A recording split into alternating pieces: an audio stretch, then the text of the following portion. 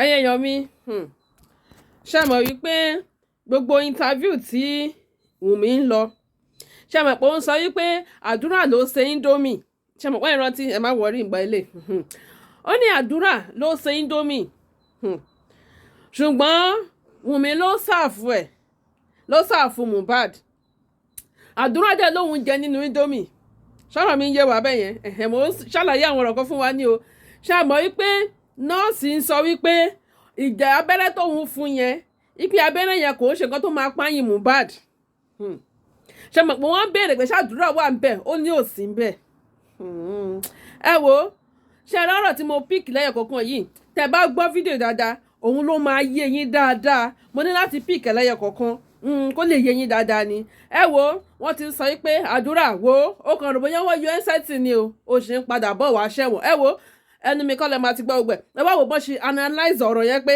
òótọ́ mà ní nǹkan tó wà nílẹ̀ yìí pé àdúrà wo ẹ̀gbọ́n ẹ kú o sọ̀rọ̀ àbí o wá rò bóyá o kàn máa sọ pé yẹn kí ní kọ̀ọ̀kan send video 3 seconds video kò rò bóyá o ti jẹ lọ ìpè wá ń bí wo ọlọ́run jẹ́ pé orí ẹ̀ ló máa fi ṣe kí ni ló máa fi fágbọ̀n ẹ wá lọ gbọ́ bí wọ́n ṣe ṣàlàyé. ọlé lóru yẹn ní nǹkan bí around 3 yẹn àwọn náà wá finish up iṣẹ́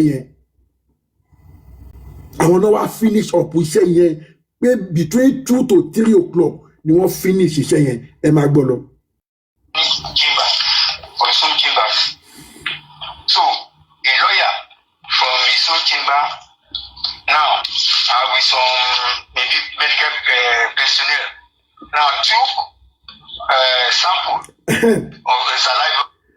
Ibi tí máa yẹn ti kọjá tí ẹ lísìn gbọ́ ó nígbà tí incident yẹn wá ṣẹlẹ̀ tán ó ní Wunmi sáré lọ bá senior advocate Nàìjíríà tí gbogbo wa mọ̀ ó lóun ò ní dárúkọ èmi rẹ̀ tó pé tó bá dárúkọ gbogbo wa náà láti jọ mọ̀ gbogbo alágún against bàbá yẹn gbà yẹn ó nígbà tí bàbá yẹn tí Wunmi sá lọ bá Wunmi ní kó gba òun sílẹ̀ pé òun nìkan lẹni tó lè gba òun wọ́n ní bàbá yẹn kọ́kọ́ reject wọ́n nígbà tí Wunmi bẹ̀rẹ̀ sí ní bẹ̀ lọ́nà wọ́n ti pé kí Wunmi kọ́kọ́ lọ ṣe DNA ọmọ yẹn náà pé kò tí ì mọ nǹkan tó kò tí ì sọ ti ààfin fún wọn ní kọ́kọ́ lọ ṣe ti ọmọ yẹn náà báwo náà ṣe wá fẹ́ gẹ̀ẹ́tì sample láti family ọkọ wọ́n ní wọ́n wá gba ìtọ̀ ẹnu ìyá Mohbad bọ́n ṣe gba ìtọ̀ ẹnu ìyá Mohbad wọ́n máa sọ fún yín ìyẹn náà wá lọ fi ṣe DNA nígbà tí DNA wá jáde pé ọmọ yẹn ò belong sí Mohbad o ìgbà yẹn ni bàbá wa sọ pé òun yọwọ́ òun yọsẹ̀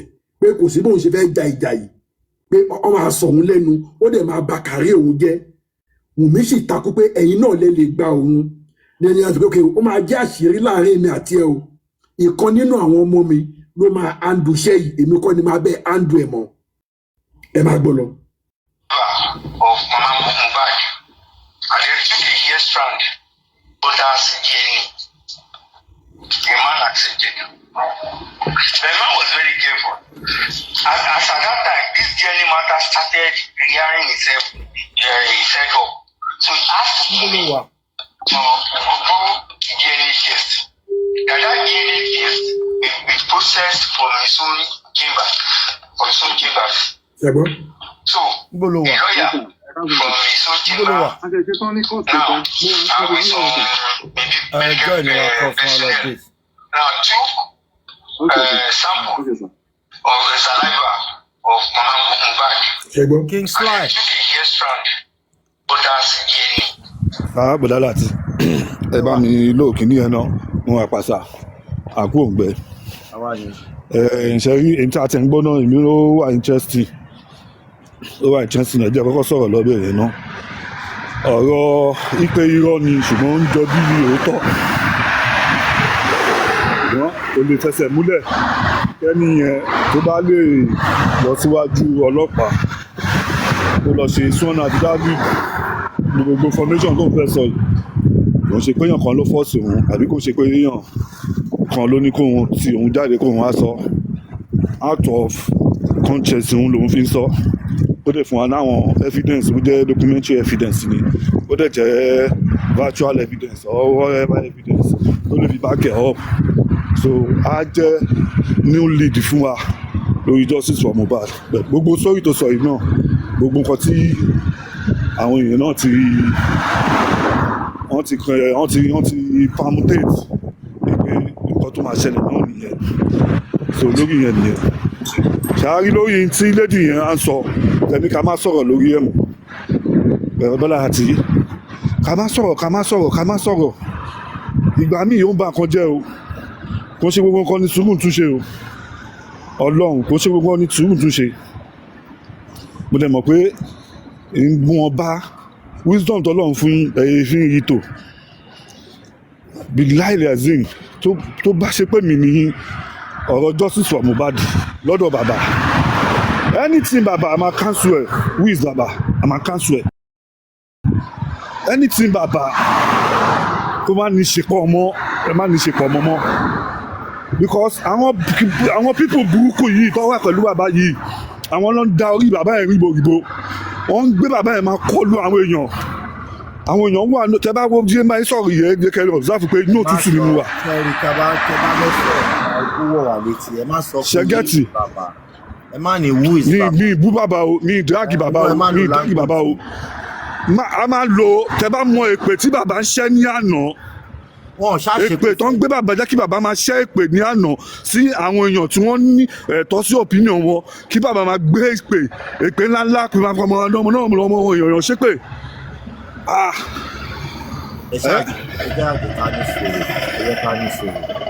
òótọ́ ni náà ṣé kókè lọ́ndà ìlú tí ó ṣe bí àwọn ìlú táwa yìí kò sí nǹkan tó kan bàbá mọ́ ọlọ́pàá ló máa wálé wá máa fún bàbá ní information update ibi táwọn bá ṣe dé àwa prioritize bàbá ṣe mistake kò ní sẹ́yìn tó lè sọ̀rọ̀ àwọn ṣe mistake àwọn ọmọ ẹ̀sìn ní búburú gbogbo èèyàn kiri.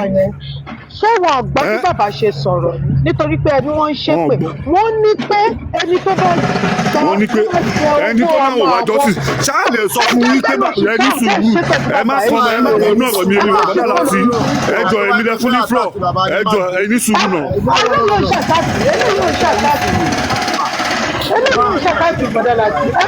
ẹni sùúrù èmi lọ fún ní floor ẹni kọ́ lẹ̀ sọ̀rọ̀ ẹjọ́ ẹni kọ́ lẹ̀ sọ̀rọ̀ ẹ̀yin kọ́ ni ẹ̀ ń sọ̀rọ̀ tó bá ti tó tẹ̀mí yín ẹ̀ wá sọ̀rọ̀. kò sẹ́yìn kankan ọ̀ dáàgì bàbá ní ìdáàgì bàbá ní nǹkan tí ń sọ mí báyìí ní ìdáàgì bàbá ní nǹkan tí ń sọ ọmọ tí ń sọ. Alabama ní kẹ́ni sí ìrúsẹ̀ Kingsley ẹ káàsán sá ẹ jọ nítorí Ọlọ́run mú láti rìn kúrò níbi tí mo wà náà ni kí n tó lè bá yín sọ̀rọ̀ tẹ́lẹ̀ ń pariwo kí n lè bá yín sọ̀rọ̀ Kingsley ẹ jọ nítorí Ọlọ́run olórí ẹbí ló ní pílátífọ́ọ̀mù topic tó bá ti ní pé ká treat ní kẹjẹ ká treat ilé tó bá ti ní ká má treat tábà ti gbé wá síta ẹ má yẹ ká treat. ọlọ́run ọlọ́gbọ́n òye ìmọ̀ pẹ̀lú oṣù ẹ̀ tó ń ṣe ẹ̀ báyìí kẹ́nìbọ̀dì gbé ẹ̀kọ́ lu bàbá ẹ̀. ẹ jọ gbogbo panelist kún ìwà dírágì bàbá ń bí ní ìwà dírágì kankan ń bí mo wá sọ opinion tèmi ni which I entitled to ní ìwà dírágì bàbá ní ìwà dírágì bàbá. àpọ̀jẹ́ ni máa gbé fún gbogbo yín àpòṣẹ ni màá kọ lábàá bẹ fún gbogbo yìí tó ti yé yín ẹ fẹ́ pa bàbá ẹ̀ sáyé ẹ ti pa ọmọ ẹ̀ tó fẹ́ pa sáyé ẹ̀ ń gbó ṣe pé ṣé wọ́n sì wú ẹ̀ pé lèbi tí fẹ́ mú wọ̀ ni. bàbá ní pé ẹni tó bá gba owó Mohbad tó tún fi gbógun ti òun. tó fi gbógun ti òun. ìkọ́sí bàbá yẹn sọ nìyẹn. ìkọ́sí bàbá yẹn sọ nìyẹn. gbogbo mi o. Èmi kò dárúkọ wọn náà. Ẹ̀mí náà lè gbógun ti bàbá. Ó dẹ̀ tún gbógun ti àwọn. Kíníkọ̀ bàbá Kíníkọ̀ lọ sí platform ẹ̀ kó gbójú ẹ̀ jáde. No, ẹ má bring ọ̀rọ̀ bàbá sí ìbá ìjọ tó lọ. Bọ́lá àti ẹ má bínú ẹja mẹ́nu kò lóye ẹ má bínú ẹjọ ẹ má bínú. Lájọ́ fẹ́ máa pèsè tí wọ́n kọ́ fẹ́ máa àtàkì platform tó ń ṣe lẹ́bí. Bàbá ní ẹni tó bá gba owó lórí ọ̀rọ̀ Mohbad tó tún fi gbé ogun ti òun. ẹ dà wọn. bàbá ẹ má bọ́dà àti ẹjọ́ ẹ má jàdú sọ̀rọ̀ lórí ẹ mọ̀ ó ti máa bí kàn mí jáde ni bí onílé ṣe sọ yẹn kò ṣe tọ́pìkì tá a gbé wá ẹjọ́ ẹ má bínú ẹjọ́. ó máa bí nǹkan mi jáde ni because I kàn lè wà ká má la má sọ̀rọ̀ níbi tá à ń forí ṣe tá à ń fọrùn ṣe sí ẹni ká má sọ̀rọ̀ so ẹ má sọ̀rọ̀ lórí ẹ mọ̀. àníkẹ́ má sọ̀rọ̀ point of correction mi ní kẹ́ wá dúró. ó ní ẹ̀rọ tó ní o ká má sọ̀rọ̀ ni o ká má sọ̀rọ̀ ni o ká má lè sọ pé wọ́n ṣe mistake àrífà ló ṣe mistake lọ bú yẹn àrífà ṣe mistake wọ́n bú Lábí ṣe mistake lánàá ó tọrọ apology bàbá ò lè ṣe òṣèlú mistake ká bá sọ̀rọ̀ bàbá kò ṣe wá òṣèlú a ti gbọ́ yín mo ti gbọ́ yín ẹjẹ́ má sọ̀rọ̀ lórí ẹ̀ mọ́. ẹ lọ síbòmí tó ti ń bú bàbá èmi ò bú bàbá mi. èmi ò lè bú wọn èmi ò lè bú bàbá ó ṣe pé tó wà bẹ́ẹ̀ sí mi ìbú wọn náà onílé mi ìbú wọn mi ìdẹ̀ dáàgì wọn mi ìdáàgì wọn mi ìbú wọn ẹ tó bá ṣe mistake bọ́dà láti táyì náà bá ṣe mistake á sọ fún yín pé bọ́dà láti fẹ́ ṣe yóò dáa mi ṣe mistake wọ́n bá mi wí. ẹ̀ẹ́dẹ̀ ṣe mistake nìyẹn. bọ́dà láti bọ́sẹ̀ bá ń fẹ́ sí ní dragon lélẹ̀ o ẹ dìkẹ́ fún o. mo ti gbọ́ ẹ má bínú. Kingsley tó bá ní issue pẹ̀lú bàbá tó ti wọ 1000 follower lórí TikTok ẹ ìwọ náà lè tán live chat. gbọ́ àwọn live ẹ wọ́n mọ̀ jẹ́ kí wọ́n ṣẹ́ẹ̀tì yín fún dragon ìbúra ọ̀dà láti o. tí wọ́n ti ṣe show tí ò tẹ́yìn lọ́rùn tí ti ṣe gbé show kan wá tí ò bá ti tẹ́yìn lọ́rùn ìwọ náà lè tán live chat lórí kíní ẹ̀ tó bá ti wọ 1000 followers bí ilẹ̀ ṣe ń wẹ̀ ó ti wọ 1000 followers ìwọ náà lè tán live chat àwọn show tá a bá ṣe dáadáa kẹ́yìn lọ tún ṣe. yes bọ́sẹ̀ wọn máa ṣẹ́ẹ̀tì yín fún dragon nìyẹn ẹ wá láwọn tó wà pẹ̀lú bàbá bàbá àti tí wọ́n fẹ́ bẹ̀rẹ̀ yẹn nísìnyí báyìí ẹ wá láwọn tó wà pẹ̀lú bàbá náà wọ́n ti fẹ́ máa ṣẹ́ẹ̀tì yín fún dragon pẹ̀lú àwọn tíìmù mi nìyẹn. wọ́n lè ṣẹ́ẹ̀tì mi fún dragon mi ò lè. ẹgbẹ́ òsì wọn máa rò káàkiri. kéèyàn tún rí bàbá bẹ́ẹ̀ kó tún máa ṣe sọ pé bàbá ṣe òun. ṣé bàbá ni mò ń wá justice fún ni àbí Mohbad ni màá máa ṣọ́ ọwọ́ bàbá màá máa ṣọ́ ẹnu.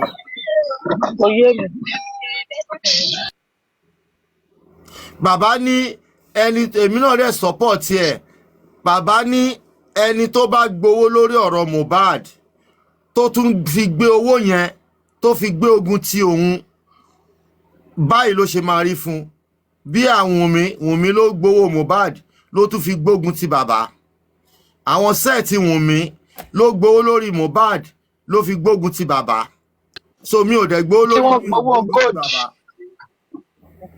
mo ní wọ́n gbà tí wọ́n tún gbowó gold. àwọn Wunmi ló gbógun ti bàbá ló fi gbógun ti bàbá òun lè pè ń bá òun lè pè ń jà. Sami Jojo Jojo Sami ọ̀jọ̀gbọ́n brother mi keep all the good job mo ń rọ́wọ́ ẹ̀. mo kàn fẹ́ sáré ní fẹ́ ṣe kankan and mo fẹ́ kẹ́ sẹ́ńtà kálẹ̀ tọrọ ẹ̀ ni mo fẹ́ kẹ́ jẹ́ ká pinpoint conversation bíi Adura nurse àti Wunmi mo dẹ̀ fẹ́ fárí fa kankan yọ ń bẹ̀ because nurse kí ni ìdí ń sìn Adura nurse àti Wunmi ẹ̀kọ́ sẹ́ńtà conversation ní ìjọba lè ṣe. àdìgbòjò pẹ̀lú spending. ní sùúrù ẹ mọ̀ kan ẹgbẹ́ spending sẹ́gbẹ́ kan mo mọ̀ pé kẹyọ spending sẹ́gbẹ́ kan máa analyze nǹkan fún yín sìn ẹ send session yín sórí Adura nurse àti Wunmi ìdí mo rẹ̀ fi dárúkọ Adura nurse ẹni kí wọ́n sáré break ẹ̀ down ìdí mo fi dárúkọ Adura nurse àti Wunmi lélẹ̀ nígbà tí nurse lọ níjọ́ Friday ó yọ Adura kúrò nínú picture yẹn pátápátá tádúrà bá ń gbọ́ àbẹ́ni tó bá wà ń bẹ̀ tó bá ń gbọ́ láìfù yìí ẹ screen record nǹkan tí mò ń sọ ẹ̀ play ẹ̀ fàdúrà Adura máa ṣẹ̀wọ̀n ó máa ṣe kí ni ó máa ṣe ẹ̀wọ̀n wọ́n plan ẹ̀wọ̀n lẹ̀ fún ẹ mo dẹ̀ máa bẹ́ẹ̀ yànnàná ẹ̀ nísìnyí ní Mr. Lati ìgbà tí DJ Bami lọ sí Inquest ó dárúkọ pé Adura wà ń bẹ àbí ó dárúkọ pé Adura wà ń bẹ. ó dárúkọ pé Adura wà ń bẹ wọ́n jọ wà pẹ̀lú ó dárúkọ. absolutely now absolutely. nítorí pé wọ́n gbọ́ awuyewuye ẹ máa gbọ́ pé wọ́n ń gbọ́ awuyewuye dàbí pé Adura ò ṣe é mú Adura lè jẹ́wọ́ at any time ṣẹ́rí gbogbo nǹkan sì yẹn sọ mẹ́ẹ̀ pátápátá níjọ́ Friday lọ pátápátá gbáà lójú tó tọ́ and wọ́n dẹ̀ ṣe kínní yẹn for one reason láti fi rán Adura lẹ́wọ̀n ni Adura dẹ̀ máa ṣẹ̀wọ̀n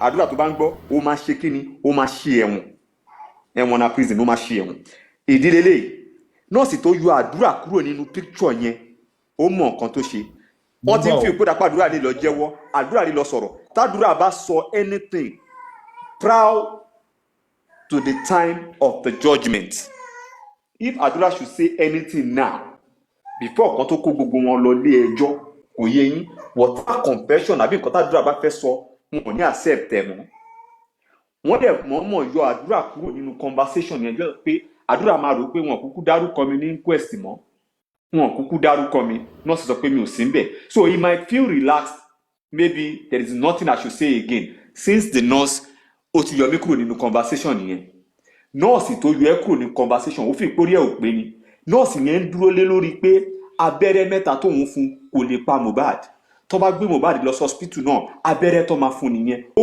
mọ̀ọ́dí tó fi dúró lórí ọ̀rọ̀ yẹn ó sọ ọ̀rọ̀ yẹn more than 5 times ní court ó ní tóun bá lọ tó bá gbà Mohbad lọ sí hospital náà abẹ́rẹ́ mẹ́ta yẹn ló máa gbà nípa abẹ́rẹ́ mẹ́ta yẹn ò lè pa abẹ́rẹ́ ò lè pa ó ń dúró lórí ọ̀rọ̀ yẹn tó bá ṣe autopsy Wunmi dẹ̀ ń lọ káàkiri ó ń sọ pé kí ni ìwọ ló ṣe last food last oúnjẹ tó jẹ kó tó kú ìwọ ló ṣe é ìyẹn bẹ́ẹ̀ gbogbo ayé ti mú yẹn dání wípé ìwọ ló ṣe Indomie ó dẹ̀ ti confam pé lóòótọ́ ó ṣe Indomie if eventually autopsy jáde tó bá rí poison nínú ẹ̀ kọ́ nọ́ọ̀sì máa yọra ẹ̀ jáde automatically nọ́ọ̀sì máa jáde kúrò nínú conversation yẹn ẹ̀ ní sọ pé abẹ́rẹ́ yẹn ló pa mọ́ tó o bá ń gbọ́ àbí tó bá lè screen kọ́ máa sọ fún ẹ àwọn ọ̀rọ̀ kan àti ẹ pé kò yẹ pé bí a pé àwọn máa sọ lẹ́yìn we should come out we should talk about it analyse it what if inside that autopsy they saw a sign of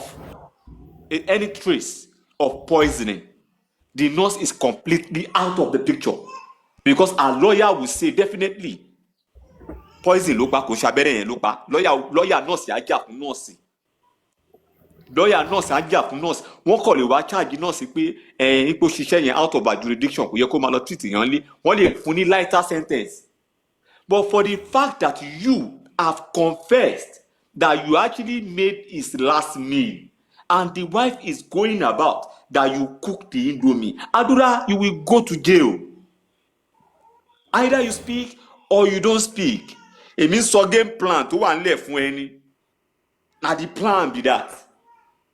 Nọ́ọ̀sì tó wá yọ ẹ́ kúrò ní picture ó fi ìpórí ẹ̀ ò pé ni ó fi stupid Mr. Lati ṣé ẹ̀kọ́ tẹ́yìn believe tẹ́lẹ̀ ni pé ẹ fi pé nọ́ọ̀sì máa wá sọ nǹkan míì ni kò ní wá sọ nǹkan míì á wá follow storyline yẹn ni this is a well planned storyline ó dẹ̀ follow storyline yẹn wọ́n dẹ̀ guide ẹ̀ dáadáa tó ṣe máa yọra ẹ̀ kò dúró lórí pé abẹ́rẹ́ yẹn ló fún dúró lórí abẹ́rẹ́ yẹn ló fún dúró sórí abẹ́rẹ́ yẹn ló fún má sọ nǹkan míì tádùrà wà ń bẹ àdúrà ò sí ń bẹ náà tó bá ṣe test tó bá ṣe autopsy tó ń bá rí Sami Jojo Sami Jojo wọn bá wí bí. mo wà pẹ̀lú. o analyse yẹn o kò tọ́ ni ó lọ bẹ́ẹ̀ lọ ló mẹ́ta èyí ẹgbẹ́ ló máa jẹ́ kí 10 seconds ní fídíò yẹn jáde because nígbà kájọ àkọsílẹ̀ yìí ò ní gbogbo òfin kọ́ńtì 3 seconds tó ń tó fọ́n gbé tó ná 10 minutes láàyè tí wọ́n ń pe kiri yẹn yóò bá lè jáde yóò fẹ́ lọ sọ nǹkan tó wà bẹ́ẹ̀. sẹ́rí 10 minute video tó ń gbé pamọ́ báwo ló ń jáde wà á fún àdúrà ló máa ń gbé kó má jáde àwa gan ò fẹ́ mọ́ ẹ̀sà ó bẹ̀rẹ̀ bẹ́ẹ̀ lọ́dún tó wá 10 minute lórí àwa so gan. ìdáwọ́ gbò yẹn 10 minute tó ń tó pamọ́ jáde táwọn ọlọ́pàá ń pamọ́ yẹn àdúrà máa fọ́ láti gbé jáde by force. ìdúmọ̀ ẹ̀fọ́ mi yẹn ó gbé takùn lọ́ba yẹn lọ. Yeah, Sami Jojo, go on. Mr. T ṣe tí géèmù yẹn ṣe ń lọ àwa like tí géèmù yẹn ṣe ń lọ ṣọ́rọ̀ mi ò yẹ yín I love it Adura listen to me I will raise a campaign I will raise a rally that you are the one that killed your man olóòní sọ̀rọ̀ problem títí ẹ nìyẹn but I make sure pé somebody will go down for Mohbad's death tó bá jẹ́ wọ̀dá mọ́ lórí a máa sìn yẹn déédéé ẹ̀wọ̀n Adura. ṣé ẹ dẹ̀ rò pé tádùrà bá mọ̀ pa Wunmi á keep silent Sami Jojo ẹ dẹ̀ mọ̀ pé tádùrà bá mọ̀ pa ẹ̀ bẹ́ẹ̀ Wunmi á dẹ̀ keep silent bẹ́ẹ̀. Cherry, get point yìí this is a game that they are playing wọ́n ń gbá bọ́ọ̀lù yẹn síra wọn gbogbo wọn lọ ní goal post yẹn sìn wọ́n gbá bọ́ọ̀lù yẹn síra wọn ni ẹni tó bá score lọ́dọ̀ ẹ̀ ló máa lọ sẹ́wọ̀n wọ́n ti gbá bọ́ọ̀ sọ́dọ̀ Àdúrà nsìn wọ́n ti yọ Àdúrà ní pé kò sí ń bẹ̀ nọ́ọ̀sì dẹ̀ dúró lé lórí pé abẹ́rẹ́ yẹn kọ́ ló lè pàṣẹ ní pé paracetamol àti kìnnìkan nọ́ọ̀sì dẹ̀ sọ nǹkan kan òun ò da omi lé lórí o in case tó bá fẹ́ charge ẹ̀ pé òun ló domi lé lórí àti pé kìnnìkan in case tó bá yíwọ́ she is only standing in that injection wọ́n dẹ̀ máa prove pé fún yín pé injection yẹn kọ́ ló pa kò sí poison nínú injection tí autopsy bá jáde tó bá rí sign of poisoning ta lè fi pé máa go down. Who do you think is going to go down? Adura will definitely go down. He will go down. So if he should like, he should do the needful. Tó bá mú kó má ṣe needful. Tó bá rán ẹlẹ́wọ̀n àwa máa pariwo a máa kí wọn pé justice well served ni. Bá a tiẹ̀ mọ̀ pé kò ṣe justice náà nìyẹn náà. A máa yìn wọ́n pé kí ni wọ́n ṣe justice ni. Because that is the game. That is the game. Ó yọ spending kúrò nínú conversation yẹn fi pé orí òpin tó ṣe yọ spending kúrò nínú conversation ni. Wọ́n ti center gbogbo kìíní orí ẹ̀ tó máa dà lé lórí. This is the game. This thing has been centered to somebody that will go down. Yes. If Wunmi will be saying it was Adura that prepared the last meal, in all her interviews, she knows what she's driving at. She knows what she's driving at. And if Adura refused to say anything, and at the end of the day, tí gbogbo ẹ̀ bá blow out, Adura ò ní nǹkan tó lè sọ ọmọ tó máa gbà lọ́wọ́ ẹ̀ mọ́. If he did not speak out, he did not say his truth now, there is nothing he will say that they will accept it. The nurse did a perfect job for them. A perfect job, followed the script. And at the end of the day, write this down. The nurse will be vindicated. Tí nurse yẹn bá ní good lawyer. Tí autopsy bá jáde, tí ẹ bá rí pé nǹkan tí nurse gun, ẹ tó sọ pé nurse gun ló pa, nurse máa ní good lawyer. She will be vindicated. Simple as that. So, the center of discussion, Adura, wọ́n ní ìwọ ló pa àti ń gbọ́n wíníwíní lábẹ́lẹ̀ pé ìwọ ló pa ẹ̀gbọ́n ẹ̀ ṣé lóòótọ́ ni. Ẹ finá sí ẹkùn Adura, ẹ finá sẹ́kùn ẹ̀, tẹ́ ẹ bá finá sẹ́kùn ẹ̀ á jáde á sọ̀rọ̀. Mr. Sam Jojo, mo like your presentation yín, which is very fantastic. This is the second time tí Mr. Sam Jojo máa present tí mo dẹ̀ wò pé the man is making sense. Taba líǹkì gbogbo kìíní mọ́ the new revelation kátà ń gbọ́ lọ kó tó rí pé Sam Jojo kọ́ lẹ pé ẹ wọlé máa rí pé gbogbo ẹ̀ ó fẹ́ máa collaborate lọ díẹ̀díẹ̀. Now then tí wọ́n bá play game yìí against the kí lorúkọ ẹ̀ bọ́ọ̀ yìí Adura ló pa ẹ̀gbọ́n ẹ̀. So now ọ̀nà wo ló fi wá pa ẹ̀gbọ́n ẹ̀ gan? Adura ò kì í ṣe alábẹ́rẹ́. Mo ń bọ̀ lórí mo fẹ́ lìkẹ̀ mọ́ Mr. Yomi ni o. Ẹ rí i pé Adura ò kì í ṣe alábẹ́rẹ́. Kò mọ abẹ́rẹ́ gún. Òun kọ́ ló domi lé lórí. Òun kọ́ ló ṣe Indomie. Mi ìmọ̀ bóyá òun ló ṣe Indomie torí àǹtí tó ń ṣe Indomie ìyẹn Wunmi tó ń ṣe Indomie la gbọ́ pé òun lòun ṣe Indomie òun ló fún dẹ̀. Ó tún wọn ló bì. Ó ló tọ̀. Wọ́n tún domi lé lórí. So now ọ̀nà wo ni wọ́n lè fi push kìíní lórí Adura tí náà fi máa wà against Adura? Ọ̀nà wo? Ẹ jọ̀ọ́ mo fẹ́ bẹ̀rẹ̀ question yẹn náà. Ṣé mo lè sọ̀rọ̀ sá? Shaking down. Báwo ni? Bẹ́ẹ̀ni sá. No. Ẹ jẹ́ kí Mr. Sam Jojo. Tó ṣe máa kan Adura lélẹ̀ kò le. Now, right from the beginning, Adura said he confirmed in his CCT that òun lòun ṣe Indomie tí ẹ̀gbọ́n òun jẹ. Ṣọ́rọ̀ mi ò yé yín. Now, the wife also spoke about it that pé ó sọ nǹkankan. Ó ní gbà tí bàbá gbọ́ pé Adura kọ́kọ́ fẹ́ yí gbogbo ẹ̀ léun lórí ni. Gbọ̀ngbà tí bàbá gbọ́ pé Adura ló ṣe last food ẹ̀. Ó jọ wọlé ó sọ pẹ́dà. Pé in case tó bá lọ rí kíni, in case tó bá lọ rí poison. Now, what if Mohbad had been injected with poison from the beginning?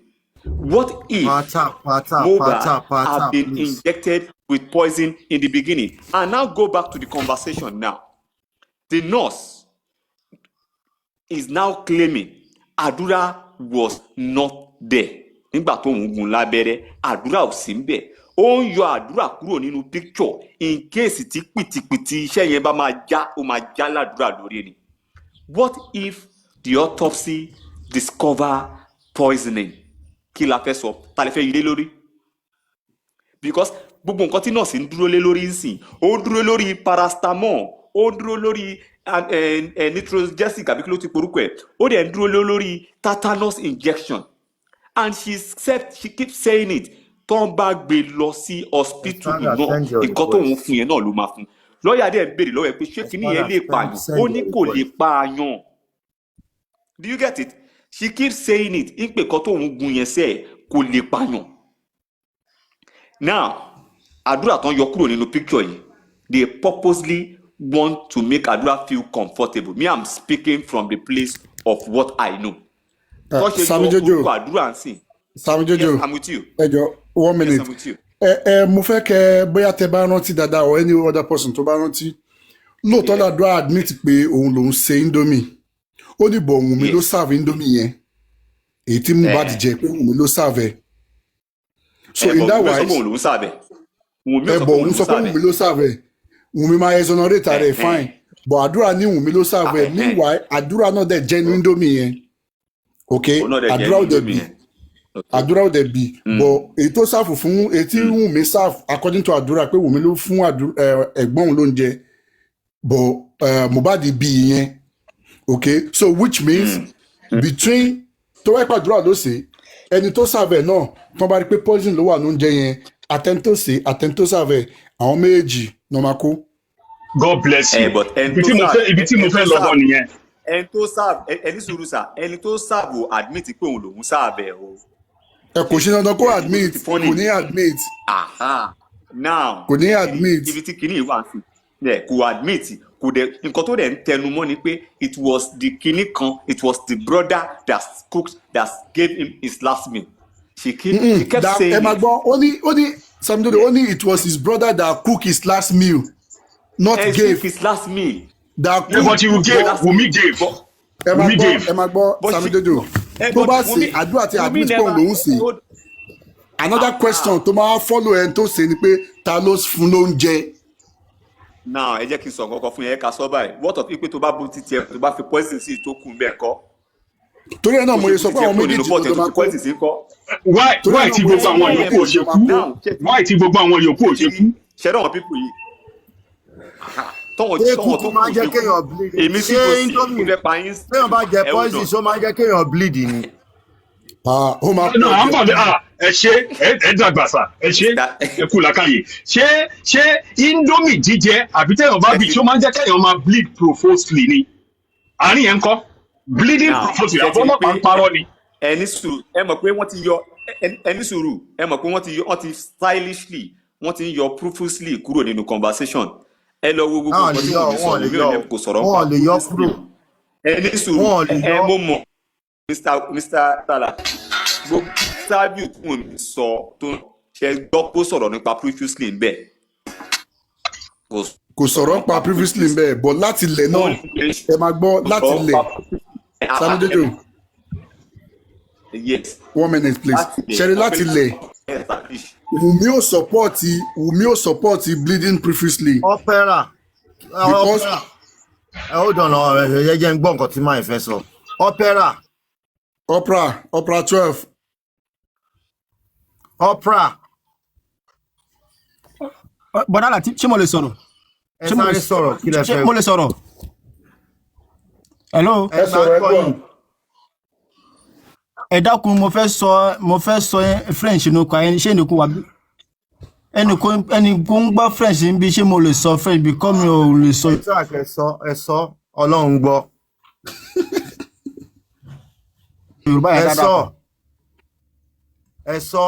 Ẹ sọ French. Mais allez dans l'eau. Ok, ce que moi je vais dire, c'est par rapport à ce que Sami Jojo vient de dire. Il a bien analysé le point. Ah, objection, my lord. Money. Objection overruled. Objection sustained. No, objection overruled. Oh yeah, Baba French, continue. Wow. Baba. Opera, continue. Mo gbàlejò báyìí. Mo nálejò. Ẹ máa jẹ́ consult state objection nìyẹn sì yìí o. Hello. Lagata. Ṣé wàá rí láìmù? Ẹ nà. Ẹ yẹ ṣe gbé Google speaker. Tí mo ti rò pé Lagata fẹ́ wá sọ ìtumọ̀ French tán sọ fún wa. Kí ni tó send yàn lé mi? Hello. Hello, yeah, continue, Oprah.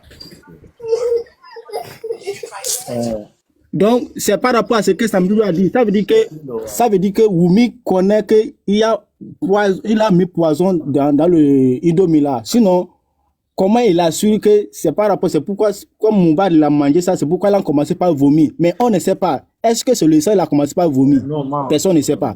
Donc, nous devons nous poser la question à savoir, est-ce que c'est le sang, quand Mohbad vomitait, est-ce que c'est le sang il a commencé par vomir? On ne sait pas. Voyez-vous, non? Sinon, moi, je suis depuis Cotonou, depuis Bénin. Oh, they send the request to way and similarly revolute. Olórí ẹbí ẹ̀mí tara yín. Mo bá ṣe ń ṣe pẹ̀lú account number. Ẹ̀mí tara yín olórí ẹbí. Ṣẹ́rí Sam Jojo, mo support ọ̀rọ̀ kan tẹ́ sọ yẹn. Mo dẹ̀ like ibi angle tẹ́ bá jáde yẹn. Ṣẹ́rí whichever way. Yeah, wọ́n máa gbé sórí Àdúrà. Or let me use it this way. Ṣẹ́rí nígbà tí Àdúrà ti fi lè send the 3 seconds video yẹn, omi ipò ó ti bridge contract tí gbogbo wọn jọ ní wípé anybody ò gbọdọ̀ sọ̀rọ̀ síta. So probably punishment ẹ̀ ni pé òun ló máa forí fa. But I can promise you, or I can say this vividly, wọ́n máa dá sí lórí, ó dẹ̀ máa jẹ́wọ́, wọ́n wá lè má gba statement ẹ̀ mọ́ o, bó máa padà sọ gbogbo ohun tó ṣẹlẹ̀. Máa forí fa. Because ọ̀gbẹ́ni tó ń tẹ̀lé káàkiri yẹn, Caro White, ṣẹ́rí gbogbo àwọn pípù yẹn, Wunmi náà ń ṣiṣẹ́ fún. Gbogbo drama tí wọ́n ń ṣe fún wa, ẹ̀hún ò tẹ̀lé Wunmi mọ́, kinní kan ẹni tó ń tẹ̀lé rèé, wọ́n ti gba lọ́ọ̀yà fún kinní kan, drama ni gbogbo ẹ̀. Irọ́ náà ń pa.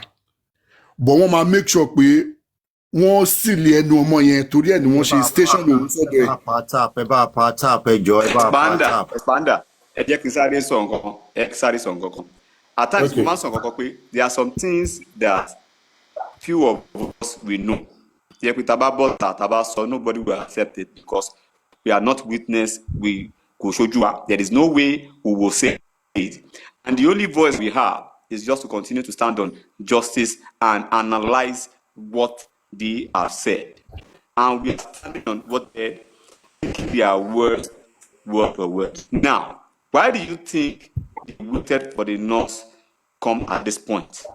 Last let you delay nurse. She last one let you delay nurse. It is the game.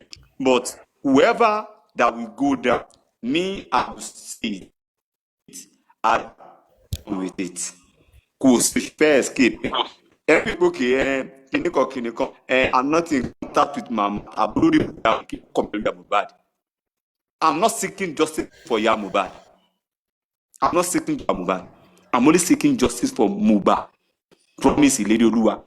And until we justice, we will not back down. Keeping Mohbad or talking to Mohbad, what kini fẹ́ fi dá kí ló fẹ́ fi kún life oníkálukú lórí platform. Speaking to Wunmi or getting close to Wunmi, what kí ló fẹ́ fi kún life oníkálukú lórí platform. Some people will say kiniko, who give a fuck about Mohbad? If you see, Mr. Lati, I'll say something to you now.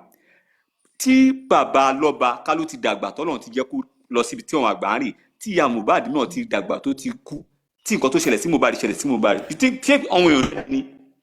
Ṣé people will not seek for justice for them? Either they are alive or they are not alive. Ihun tó ṣẹlẹ̀ yìí, people will come out and people will seek justice for them. So trying to say the mama, the baba, kiniko, it's a junk. It's what? Junk. Adura, if you like, speak. Tó bá dẹ̀ sọ̀rọ̀ gan máa lè ní ẹ̀ ò ní ire tó bá sọ̀rọ̀. Tó bá sọ nǹkan tó ṣẹ̀gbọ́n ẹ̀ ò ní jèrè. Nǹkan tó yìí máa sọ fún ẹ ní we support the notion. Ọlọ́pàá ẹ̀wọ̀n ti I know why I'm saying this. Èpè ní. Just joking anyway. Àwa máa gbàdúrà kí gbogbo ẹ̀ ó máa padà jálé ẹ lórí ni. This is the game. We have seen the game. We know how it's going to be. For the nurse not to mention your name. Nurse sọ pé òun rí ẹ kan péré lòun rí ẹ. You think they are covering you. You must be dumb and stupid. If you think whatever the nurse came there is to shield you or to take you out of that picture. Adura, it is a trap. O de ma kó sí. Nurse sọ pé òun ò rí ẹjọ́ ẹ̀ kan lọ Mr. Lati. Ṣé fi gbé lásán ni? Ẹ ronú jinlẹ̀ kẹ́ wo game yẹn tó ṣe fẹ́ lọ. Sam Jojo, another thing tí mo fẹ́ sọ. Expander. Sammy Jojo, ẹ má bínú. Please let me quickly borrow out of your time. Please, I beg you. Because I need to be hurried so that I can go away from here. Ejo, from Mama, ọ̀rọ̀ ti tún dọ́dọ̀ yín there from Olórí Ẹbí's látọ̀dọ̀ platform Olórí Ẹbí, ẹ má bínú. Wọ́n ń pe èèyàn kan ní boss lady. Wọ́n send the 20,000 yìí sí mi, wọ́n ní kí n bá wọn kó fún yín. Boss lady. 10,000 lélẹ̀ yẹ kọ́kọ́ gbà yẹn náà kán lè rí pé ó yàtọ̀ síra wọn. Then 10,000 mi lélẹ̀. Boss lady láti orí platform Olórí Ẹbí. So boss lady ọwọ́ yín á máa ròkè o, Ọlọ́run á máa bá wa dúpẹ́ fún yín o. Ẹ ṣé gidi gan. Ẹ ṣeun gan. Ẹgbọ́n nílé sórí bigger screen. Then wọ́n ń pe èèyàn kan ní Ọlá Glory. Wọ́n ní kí n fún yín ní 10,000 yìí pé ẹ̀yin lẹ́nìyẹn. So wọ́n tún wá ní kí n fún dádì ní 10,000 yìí, but unfortunately mi tí ì rí dádì látànà gan tí mo ti dé. Ṣé ó sì ń bolẹ̀ bá mi tọ́jú wọn sí? Ọ̀tọ̀ níbi àwa yín gbé wọn lọ ọ̀tọ̀ níbi wọ́n ń gbé àgbépọ̀. Bàbá rọ̀ kí bá ti kó tọ̀hún lọ fún wọn. Tọ́dọ̀ wọn lọ fún wọn, ok. So bá ti ṣe ń ṣe é pé yóò kó lọ. Nǹkan tí wọ́n ní kí n kó fún yín nìyẹn bí mo tó bá yẹ ṣe tán ní ilé ẹjọ́ àyà lọ́dọ̀ agbẹjọ́rò wa, so kò tí ì dé, so a sì máa padà lọ rí, so tá bá ti rí tán a fẹ́ máa tẹ̀síwájú ní tiwa, bọ̀ká tó tẹ̀síwájú mo gbọ́dọ̀ tún débí láti jíṣẹ́ àwọn èèyàn fún yín, so òun nìyẹn. Èmi onílé ni mo wà ń bí, then Prince Labi àjọ wà ń bí ni, so ẹ jọ̀ọ́ gẹ́gẹ́ bí bá ṣe parí ọ̀rọ̀ sí lánàá ó ti lọ bẹ́ẹ̀, ìkankan náà ni wá. Kódà mo bá àbúrò màmá náà bí, àbúrò màmá rẹ̀ àwọn bó ṣe yọjú sí mi wọ́n jọra, mo kọ́kọ́ rò pé màmá ni, àwọn náà wá wo àlàáfíà wọn, so bó ṣe jẹ́ nìyẹn. So quick one náà sà, adélé ẹjọ́ lénìí, ẹjọ́ tí wá ti ẹ̀kọ́ náà kọ́kọ́ pé wọ́n kọ́kọ́ ro àwọn ẹjọ́ tí ó kàn wá lọ títí, so ìgbà tó máa padà kàn wá, so I saw one or two things, but a fẹ́ dọ́dọ̀ lọ́yà náà, tá bá ti dọ́dọ̀ lọ́yà a fún yín ní feedback, ẹ sì máa wà ń bí náà gbà yẹn torí bàbá yìí kúrò ń bí nsìn ọ̀dọ̀ lọ́yà là ń lọ, so from the lawyer's place we'll be able to give you feedback, sir. Ẹ ṣé sir. Yeah, back to Expander. King of Entertainment, do you have anything to say? King of Entertainment, Olúṣọlá. Yeah. Ká fún gbogbo ilé o. Hold on, man. Kí ló wí? Ṣé kí n hold on náà? King, kí ló wí? No, ọ̀rọ̀ autopsy tó ń sọ yẹn ni. Nǹkan tẹ́mi from my experience lórí autopsy, I think tí result tó bá sọ pé poisonous ni ó pa Mohbad, ó yẹ kó tó sì lè rí, ó yẹ kó lè reveal ẹ̀ maybe bóyá inú oúnjẹ ni, or bóyá injection ni, or bóyá drink tó mu ni. You understand me? Nǹkan tẹ́mi kàn fẹ́ clarify lórí argument tó ń argue nìyẹn. So specifically autopsy máa sọ bóyá inú oúnjẹ ni, bóyá inú injection ni, bóyá inú omi tó fún ni àbí drink tó fún ni. You understand? So nǹkan tẹ́mi kàn fẹ́ clarify bẹ́ẹ̀ for now nìyẹn. Yeah, King of Entertainment, I think you are right. Sorry, Marcela. Ẹ ká fún gbogbo ilé. Bọ́dá láti o, ẹbí mi tó pè lẹ́ẹ̀kan aráàlú mi, nǹkan tó ń try láti ṣàlàyé ni pé ẹni tó ń sọ French lẹ́ẹ̀kan tí nǹkan tó ń try láti ṣàlàyé ni pé tí ó bá ṣe pé Wunmi mọ̀ ń pa bó ṣe fi nǹkan sínú oúnjẹ Mohbad, wípé so kí ni eré tó ń sá káàkiri pé wọ́n ṣàfẹ́ nǹkan tó ń try láti sọ ni pé Wunmi ló mọ̀ ń pa nǹkan poison tó fi sínú oúnjẹ Mohbad.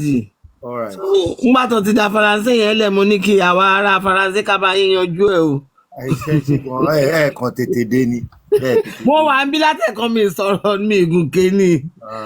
Bẹ́ẹ̀ ṣe bẹ̀rẹ̀ show ni mo ti join ni. Ẹ ṣé gọ́mà. Ẹ ṣé. Thank you very much. Ẹ ṣé.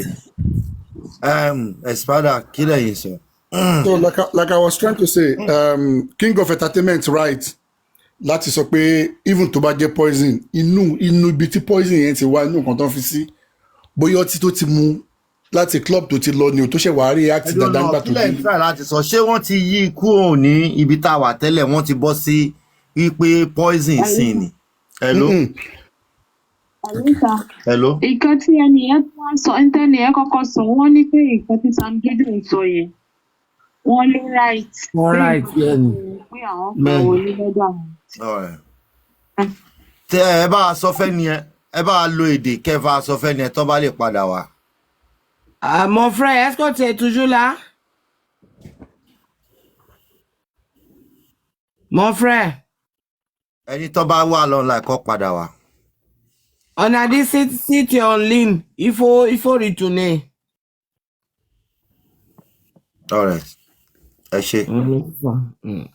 So ṣẹ́rí tẹ bá gbọ́rọ̀ poison yẹn kì í ṣe pé ó ṣẹ̀ṣẹ̀ bẹ̀rẹ̀ wọ́n ń sọ bọ̀ wọ́n ń dánu lórí ẹ̀ wọ́n la ọ̀rọ̀ poison yẹn lọ títí wọ́n ń sọ̀rọ̀ lórí ẹ̀ tẹ bá gbọ́ngbà kan náà ẹnìkan náà ti jáde wá tó wá sọ pé Mohbad pé ẹ̀jẹ̀ tí wọ́n ń sọ yẹn pé kì í ṣe pé wọ́n gun àǹtẹ bá gbọ́ nọ́ọ̀sì ènìyàn lọ́ọ̀yà ènìyàn ṣòro tí wọ́n sọ pọ́mọ ẹ lọ sí orí QH rédíò nígbà pé kò sí ibi tí wọ́n ti gún Mohbad okay now àwọn èèyàn kan tí wá sọ pé Mohbad ń pọ̀ ẹ̀jẹ̀ ni pé gbogbo ẹ̀jẹ̀ tán rí inú ilé yẹn pé ó ń pọ̀ ẹ̀jẹ̀ ni. Téèyàn lè pọ̀ ẹ̀jẹ̀ débi pé aṣọ máa sóòkì kí ló dé. Bàbá tó bá mu poison ó máa pọ̀ ẹ̀jẹ̀ ni nǹkan tó ṣẹlẹ̀ nìyẹn. Irú ẹ̀jẹ̀ bẹ́ẹ̀ kọ́ ló ń pọ̀ bá ẹ̀jẹ̀ tó máa sóòkì bẹ́ẹ̀dì tó máa sóòkì tó máa fi ta. Ṣé ẹ ti gbàgbé pé pósí Mohbad wọ́n da sawdust sínú ẹ̀. Pé kẹ́jẹ̀ bá máa sun. Ẹ̀jẹ̀ sóòkì sawdust. Bẹ́ẹ̀ ni ṣẹ́rí gbogbo ẹ̀ náà bàbá ṣẹ́rí gbogbo ẹ̀. Ẹ bá ẹ̀kan gbé wa lọ́bẹ̀ káà náà dẹ̀ tẹ̀lé wọn lọ́bẹ̀ o ẹ jẹ́ ká mọ nǹkan tá à ń ṣe o. A ní ìdá ti tẹ̀lé wọn bọ̀ ṣẹ́rí gbogbo ohun tán bá sọ gbogbo ẹ̀ láti wo possibility ẹ̀ simply because why àti rí mọ́ damning evidence tó lè sọ pé nǹkan báyìí gbòógì ló ṣẹlẹ̀ so torí ẹ̀ ló fi jẹ́ pé all stone must be turned gbogbo ohun tán bá sọ gbogbo ẹ̀ láti wò pé eléyìí ṣórí bẹ́ẹ̀ tán bá sọ báyìí eléyìí tán bá sọ báyìí ṣórí bẹ́ẹ̀ bọ̀ kí n tó gbàgbé advice ẹyọ kan ṣo tèmi máa sọ tí mo lè mọ̀ pé majority àwa táwa ń bíbà yìí a lè ní access bàbá one way or the other mo fi pé at this point bàbá ni wọ́n lose ọmọ olórí ọmọ ológo ọmọ ọlọ́run ò ní jẹ́ kírú ẹ̀ kú lẹ́yìn mọ́ fún wọn. So at this point my advice ni pé gbogbo nǹkan tó bá gbà ni kí bàbá fún bàbá must go for Adura and get Adura a lawyer. Tí bàbá bá go for Adura kì í ṣe pé bóyá wọ́n fẹ́ gbọ́rọ̀ lẹ́nu ẹ̀ wọ́n láti protect ẹ̀ again because next ọmọ wọn mí nìyẹn because àwọn people yìí wọ́n mọ̀ pé Adura ó wà soft minded tí wọ́n bá ti Adura lọ sẹ́wọ̀n ibi tí wọ́n máa pa ọ̀tá ìsìn nìyẹn. Expander ẹ jẹ́ kí n afcon fẹ́ debate lórí nǹkan kan ni. Okay. So mo dẹ̀ fẹ́ kájọ kí gbogbo akájọ ẹni tó bá ní experience kájọ share. Okay, ìgbà tí wọ́n exhume body Mohbad a gbọ́ pé wọ́n ní ẹ̀jẹ̀ ṣì wà nínú pósí yẹn àbí. Bẹ́ẹ̀ni. Yeah. Torí ẹ̀jẹ̀ nu pósí normal ẹ̀jẹ̀ nu pósí. Normal ni. Yeah, normal ni. But ẹ máa gbọ́ according to the report máa gbọ́ okay how. Téèyàn bá sórí kán má ṣàmú bàdì gan ká má àgí pé bóyá tó bá kú normal tó bá ti sin èèyàn máa wú débi pé ó máa wà decaying you know ẹ̀jẹ̀ máa jáde nímú etí. Okay. Ẹ̀jẹ̀ máa jáde nímú etí so ẹ̀jẹ̀ yẹn ló máa jáde tẹ́jẹ̀ yẹn bá ti wá jáde tán èèyàn yẹn á ṣẹ̀ wá jò tẹ́yìn yẹn bá ti jò ló ṣẹ̀ lọ ń gbẹ ló ṣẹ̀ máa gbẹ Are you getting my point? So ó possible pé ẹ̀jẹ̀ tó jáde láti mú etí ló hàdì mọ́ ẹ̀jẹ̀ ti tẹ́lẹ̀ but kó tó di pé wọ́n gbé wọ́n sin rárá ẹ̀jẹ̀ ti sóòkì pósí gan already okay. Because sawdust yẹn ló ṣe dá sawdust. But ẹ máa wá wo statement ti Perez hospital only some part of the body ó ti stiff. In comment section, am I making any sense? Shall analysis me make sense? No, show me. Pé some part of the body pé ó ti stiff.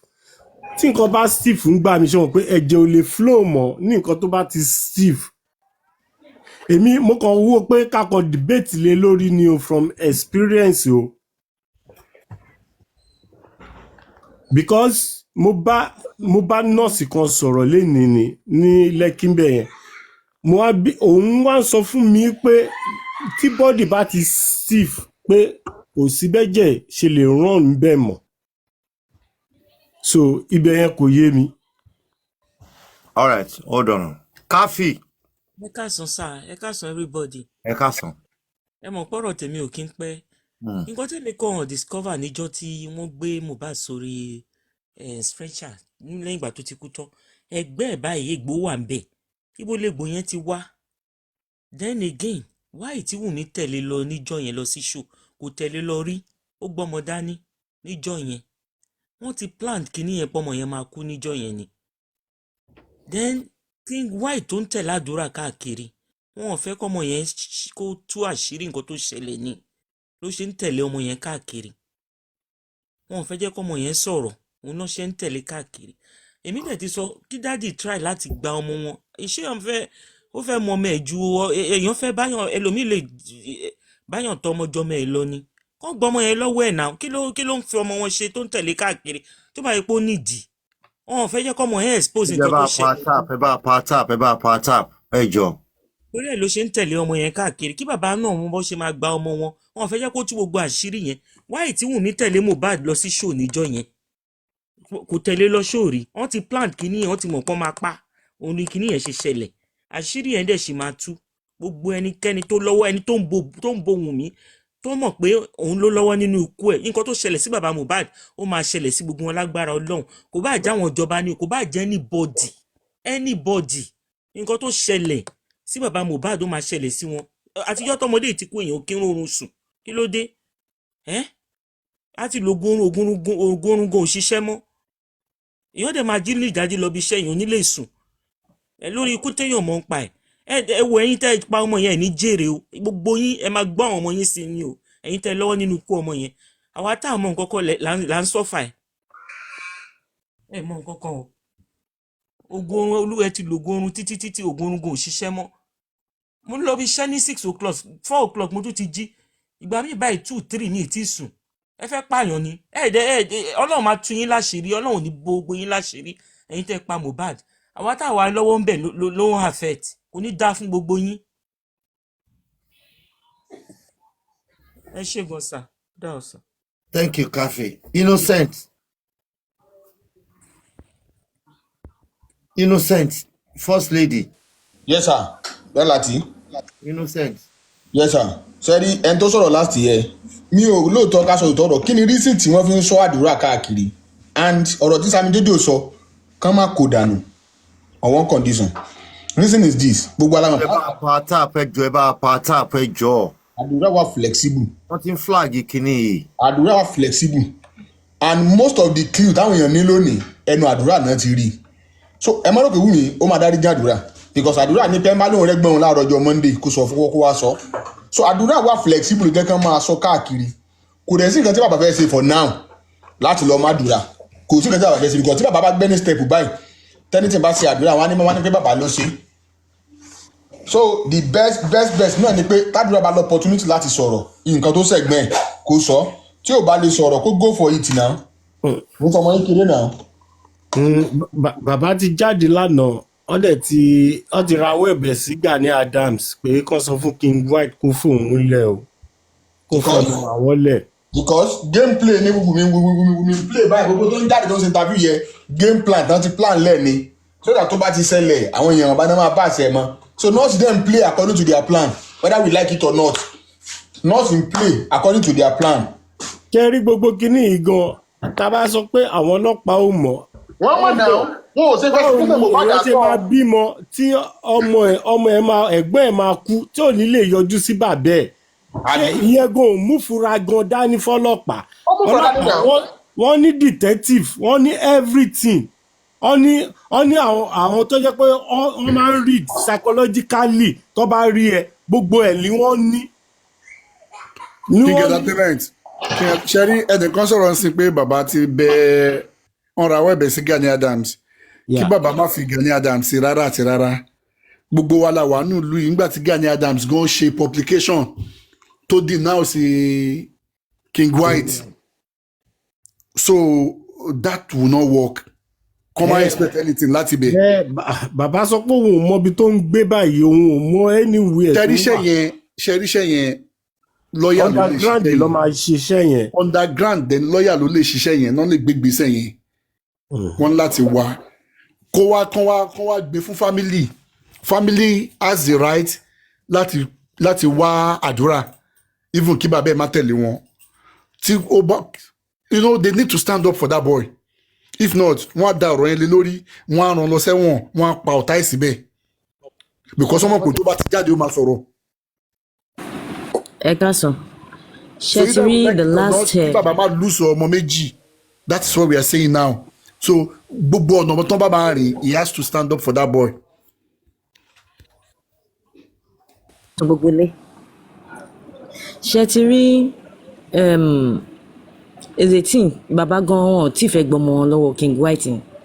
And thank God the last kíní tí wọ́n ṣe tán ní pé kàn jọ kán bọ́ wọn gba ọmọ wọn lọ́wọ́ King White. Wọ́n lè sọ fún lọ́ọ̀yà wọn kí wọ́n write kan petition White kó fi ọmọ àwọn lẹ̀ ọkàn fi DSS gbé kó fi ọmọ wọn lẹ̀ àwọn náà ní ọmọ kò tán mọ́ wọn tí ìyá Mohbad bá ń dín wọn lọ́wọ́ bàbá ló ní ọmọ ó sì lè bí ìyá Mohbad gan fúnra rẹ̀. He has every right to arrest ìyá Mohbad for blocking that guy because Adura is ready to say something. Alo ma give order yẹn. Bàbá lè lọ sí family court. Bàbá can go to family court. Adura is an adult. Yes, he's an adult but Bàbá can still go to family court. Kọ́ máa wojú ìyá Adura. Wọ́n pọ̀ pa ọmọ yẹn fún wọn. Because wọ́n ti máa threaten Adura kan mọ̀ sọ fún wọn pé Adura bọ́ síta ó lóun dín sun bàbá òun. So ẹ wo ẹ jẹ́ kọ́ wọ́n yẹn. Inú last inquest ó sọ pé inú oúnjẹ tẹ́ ẹ̀ sọ̀rọ̀ lẹ́ẹ̀kan yẹn Adura ni wọ́n ní ó ní òun ṣe oúnjẹ kitchen wọ́n ní òun àti ta ni ó ní òun àti Cynthia ó jẹ́ kí wọ́n mọ̀ pé òun àti Cynthia náà wọ́n jọ ń ṣe oúnjẹ tó bá sọ pé kíní who told you were you there no who told you Cynthia mo dẹ̀ láìkí bó ṣe tóun ṣe bí Cynthia ṣe ń fà lòun náà drag Cynthia mọ̀ ní pé Cynthia said this ọ̀nà ọjà ní Ìkòròdú were you there did you see it ó ní no who told you Cynthia.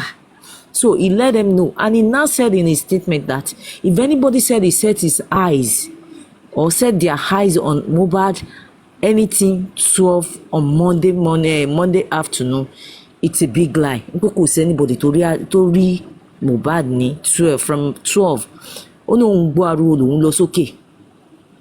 So the guy is ready. Ìyá Adura ni ò jẹ́ kó ọmọ yẹn sọ̀rọ̀ látijọ́ ní Ìkòròdú tẹ́ bá rí inú fídíò yẹn ọ̀nà ó para fún Wunmi ó para gan tí ò fẹ́ kán gbé mọ́tò gan lọ. He knows that everybody nínú ilé wọn mọ̀ pé Adura fẹ́ sọ̀rọ̀ but ìyá Mohbad mọ̀ nípa bí King White ṣe ń tẹ̀lé ọmọ yẹn káàkiri. Kí wọ́n lọ arrest ìyá Mohbad kán dẹ̀ arrest White kò lè gbogbo kan tí wọ́n dẹ̀ ń fà bí kí wọ́n fẹ́ arrest wọn because police ń support wọn now. Tí èmi ò mọ ṣèbọn ní lọ́ọ̀yà kí bàbá gbégbèsè náà kí bàbá gbégbèsè pẹ̀lú ṣíṣù. tó bá fẹ́ gbé kọ́ lo army tó bá fẹ́ gbé kọ́ lo army ni kọ́ lọ gbé King White. ìyá Mohbad kọ́kọ́ fi army gbé tó bá fi army gbé ìyá Mohbad tó jù sí garden room ní ọjọ́ kan ìyá Mohbad ó máa sọ ibi tó bá wà. eléyìí ò sọ̀rọ̀ ọlọ́pàá. ẹ̀yin kò sọ̀rọ̀ báyìí Adura kì í ṣọmọ kékeré mọ́ ẹ má sọ pé tó bá Adura jẹ́ wanted to àdúrà say sí kò something. tí kò tí Adura fẹ́ sọ ẹ̀yin kan sọ àwọn tí náà tó bá pẹ́ tẹ̀ tí pé tí ni wọ́n sì lè ṣe gbogbo yẹn ó sì tó bá lọ ṣe tádúrà bá sọ pé òun ò gbọ́dọ̀ bàbá nǹkan tádúrà bá sọ lọ́ máa gbà. bàbá ò lè gbé. lọ́dọ̀ bàbá. ó lè gbé anybody àdúrà ní kinní ní. bàbá ò ní ráìtì láti gbé ọ̀rọ̀ àdúrà lọ sí court plus ọmọ 20-something years plus ni ó ti àbò fún èjì tó ń gbé lọ sí court. court ò lè. olórí ẹbí bàbá lè gbé àdúrà lọ sí court lórí ikú ẹ̀gbọ́n ẹ̀ kì í ṣe pé kó wálé lórí kó wálé kọ́ lórí ikú ẹ̀gbọ́n ẹ̀. yẹn yàtọ̀. tí wọ́n bá gbé àdúrà lọ́ọ̀yà mọ ohun tó lè ṣe they need to speak if not ọlọ́mọ ẹ̀kan pa ọmọ yẹn game mọ́ bàbá lọ́wọ́ that is what we are saying and that is the nǹkan tí bàbá láti mójútó again. ọmọ yẹn sọ̀rọ̀ o kò sọ̀rọ̀ o tó bá dalẹ̀ lórí o tó gbé lọ sẹ́wọ̀n o ibi tó máa silence ọmọ yẹn sí nìyẹn. So baba whichever way he wants to do it baba need to act fast now torí ọmọ yẹn again. All right. Eniola.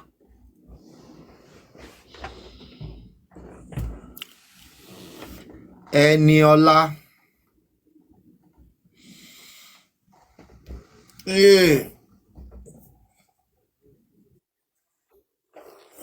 Ẹ bá pa tap kí ló ṣẹlẹ̀ lónìí náà? Ṣé first lady ti sọ̀rọ̀ tán ni? Akínwùmí. èmi ti sọ̀rọ̀ mo ti ní tí wọ́n bá fẹ́ gbọ́mọ wọn kí lọ́ọ̀yà wọn kọ kíní sí kíní they can even arrest White. Why are you parading the guy? wọ́n lè gbé ọlọ́pàá tí ọlọ́pàá Èkó ò bá gbé kí wọ́n fọlọ́pàá Àbújá àbí Ìbàdàn gbé ẹjọ́ tó rọ náà ẹnu yìí o wọ́n á dẹ̀ gba kíní tó bá wá láti Ìbàdàn wọ́n á gba kíní lọ sí kóòtù station ibi tó bá àdúgbò tó ń gbé àwọn fẹ́ wá arrest ẹni yìí láti báyìí tó bá dẹ̀ dán wọn á jọ lọ máa fa kéèsì lọ tí Èkó ò bá ti lè gbà Ìbàdàn ṣá lè gbà Àbújá náà lè gbà wọ́n lè fi FIB àbí kíní FIB náà lọ fún wa gbé kíní gbà yẹn wọ́n lè fi gbé náà DSS náà lè bá wọn gbé. Why are you parading the guy? Why are you all over his life? It's part of kidnapping. Mo lè pè ní kidnapping because fi ọmọ ọlọ́mọ lẹ̀ fún bàbá ẹ̀ fún wọn òbí ẹ̀ and tí wọ́n bá tẹ̀lé sùn ìyá Mohbad náà pé kí ni nǹkan tó wà bẹ́ẹ̀ tó fi ń conspire pẹ̀lú àwọn Wunmi. Ẹ wo ọmọ tí wọ́n pa ní ẹnujọ́ mẹ́ta yìí wọ́n ti lọ wú torí pé àwọn family wọn unstable ọmọ yẹn ní ìyá tó dáa ọmọ tí wíwò lè pa wọ́n ti lọ wú ọmọ yẹn ká tó sọ̀rọ̀ ká tó lọ ọmọ yẹn máa ní justice láàrin oṣù mẹ́fà Mohbad là ń fà yìí but àdúrà tèmi ni pé kí Wunmi continue láti máa sọ̀rọ̀ lórí afẹ́fẹ́ kó dẹ̀ máa nail Perez hospital so fáà tó bá ti ń nail àwọn Perez àwọn yẹn náà lè máa jáde pé irọ́ lọmọ yìí ń pa àwọn ọlọ́pàá ti rí pé ọmọ yìí kò wà stable ó ní foul play lọ́wọ́ so now ẹjọ́ dùn láti sọ ó kàn jẹ́ pé gbogbo àwọn adájọ́ sọ pé àwọn wá justice kọ́ ló ń wá justice ẹni tó bá wá fáwọn lẹ́pọ̀n ojoojúmọ́ náà lẹ́ni yẹn ẹni tó ń bá wá tún wọn jáde pẹ̀lú iná ẹ̀jẹ̀ kó nísinmi so ṣé yẹn náà fẹ́ continue àti máa sọ̀rọ̀ ni bàbá ọmọ náà dẹ̀kẹ̀dẹ̀rẹ̀ ọ̀wọ́n náà kọ́ra dúró sórí pé yes mò ń wọ́ ọmọ mi ọ̀dọ́ náà wọ́n ti sọ wọn náà wọn ò búyọ̀ mi wọn ò bàjá kàn bá pọ̀ wọ́n kíní wọn kàn stop all these shenanigans àti baba Africa TV tó ń lọ káàkiri kàn stop all those shenanigans kan face ibi tá à ń lọ wọn need láti máa àwọn host mi wọn need láti máa gbé narrative olórí burúkú kan kiri blessing lójú kíní àdúrà lójú ilé kíní kan lójú ilé ikí ló pa Mohbad là ń wá tábà tí ń yàbàrà wọn ò ní take wa serious mọ́ wọn kàn máa wò pé ṣé wọn lè yìí tí wọ́n ń ya káàkiri yìí ṣé wọ́n mọ̀ kọ́ tán wá àti mọ̀ kọ́ òkè inú ilé lọ́mọ yìí kú sí. Power tap and follow the host. inú ilé lọ́mọ yìí kú sí kí gangan lẹ fi ṣe ìkan tá a máa dúró lé lórí nìyẹn kí lẹ fi ṣe ẹ̀yin mélòó lẹ ṣiṣẹ́ ibi yìí wọ́n ti plan ẹ̀ wọ́n ti ṣe everything kí ló ṣe fún yín kí lẹ fi ṣe báwo ló ṣe kú nọ́ọ̀sì ti jẹ́ ká mọ̀ wípé òun ò rí àdúrà so definitely àdúrà ni nọ́ọ̀sì ló lọ tọ́jú kò mọ Mohbad kò mọ Mohbad àbí Wunmi dẹ̀ ló lọ tọ́jú. Solution ibi tẹ́rù tẹ̀ tó wá ń bè mí sí ibi tí ẹ̀rù tún ń bè mí sí òun ni autopsy tó ń sọ yìí náà wọ́n sọ pé Òdùmọ̀ṣù ló lọ ṣe autopsy. Now ìgbà tí mo wo show Bukky Jesse lánàá ó sọ pé Òdùmọ̀ṣù ó ń gbowó lọ́wọ́ àwọn Wunmi òun ló compromise òun ló bá wọn ṣe meeting lórí DNA ló fi accept gbogbo condition tí wọ́n gbé. So the same Òdùmọ̀ṣù yìí náà kan ló ń sọ pé ó lọ ṣe private autopsy èmi ò mọ̀ bóyá òun ni bóyá òun kọ́ tó bá fi lè jẹ́ pé òun ni ẹ̀rù ń bà mí ní sáìdì yẹn náà o ẹ jẹ́ ká fura o. ta ló ṣe autopsy. ṣebí lọ́yọ̀ Òdùmọ̀ṣù náà ló ṣe autopsy ṣebí òun náà ló handle DNA. méjì bọ́n ti dá dúró. autopsy tó ti ṣe tí result ti dé. autopsy before now. kó tó di ìgbà yẹn tó wọn kò tí ì ká ni. no ṣé ti rí autopsy yẹn wọn ò lè compromise because ibi tí wọ́n ti lọ ṣe ṣe mọ̀ pé nígbà tí wọ́n sọ pé wọ́n lọ ṣe ń bẹ̀ wọ́n yẹn jẹ́ ká tètè mọ̀ pé wọ́n gbé sample kankan wá sọ́dọ̀ wọn so autopsy yẹn tí wọ́n bá gbé wá tí kò bá títí èyí tí wọ́n kọ lọ́hùn immediately náà wọ́n yẹn náà máa jáde pé àwọn kọ́ lọ́wọ́n kọ yẹn ò yẹ kọ́ lọ́wọ́n kọ so kò yẹ ká wà panic about that.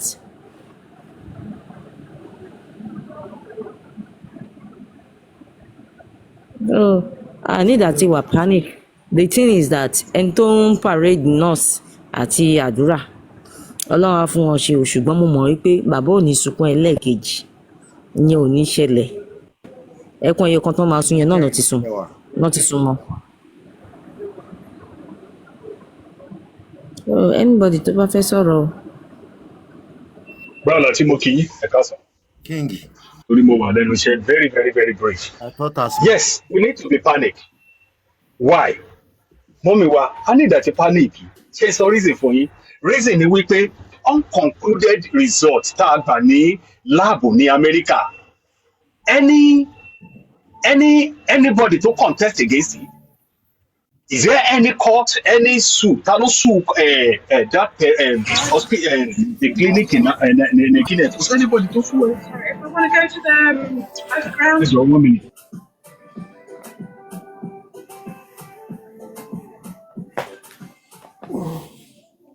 So, nǹkan tí mo ń try láti sọ ni wípé now the unconcluded result torí PDP láti APC PDP àwọn ló máa ń sábà ṣe gbogbo politics náà fún wa ní nonsense result unconcluded. Ǹjẹ́ anybody to contest against it? No, nobody up to today.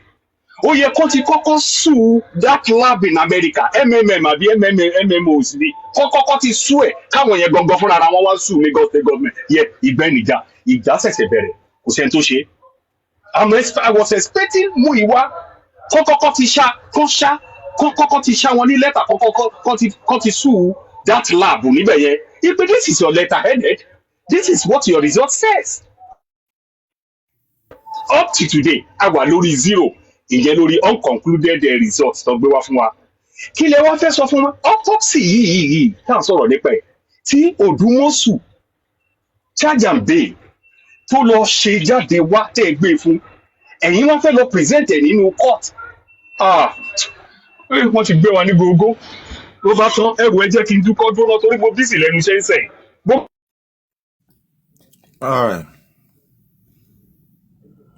Àtọ̀ if possible wípé ẹ lọ gbé kínní ẹ lọ gbé fún Òdùmọ̀ṣù dẹ̀ rèé.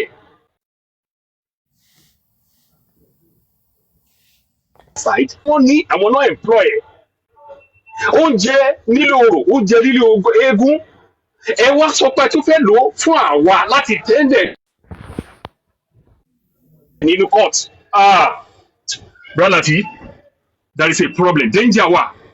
Wọ́n ní mo sọ fún yín why mo tiẹ̀ ṣe kọ́kọ́ gbọ́ ti DNA because DNA somebody ti sọ several times mo ti gbọ́ yẹn proof from anymore nothing ta lè rí fún lára ẹ̀.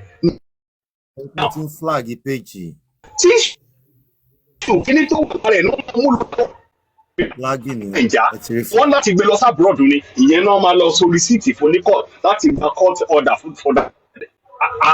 I don't have problem with that with a DNA but ìyókù mo ní problem pẹ̀lú a ní láti worry about mọ́mi wa torí pé ìlú tẹ̀ ń sọ̀rọ̀ lórí ẹ̀yìn mọ́mi wa oníṣèlú tó jòrò ìlú tí wọn ò ní òótọ́ ni ìlú tó jẹ́ wípé láti Àbújá títí dé each state wọn ò ń ṣe olódodo èèyàn nílùú yẹn ni ìlú tó jẹ́ wípé èèyàn kúnnú BRT títí dé nílẹ̀ ní wọn olódodo èyí tó jẹ́ wípé anyway family àwọn Bámiṣe àbí kí wọ́n ti pé àwọn náà ti fẹ́ máa jà fún justice ní sinmi lórí platform last time tí mo rí tí wọ́n ti file tí àwọn yẹn ti bẹ̀rẹ̀ sí ní gang up mo ti àti sister òun náà jáde wọ́n ti fẹ́ bẹ̀rẹ̀ kí ni justice for Bámiṣe tó kún nínú BRT yẹn Nàìjíríà kí ni mò ń sọ fún aláàánà àtijẹ́ta òun ni wípé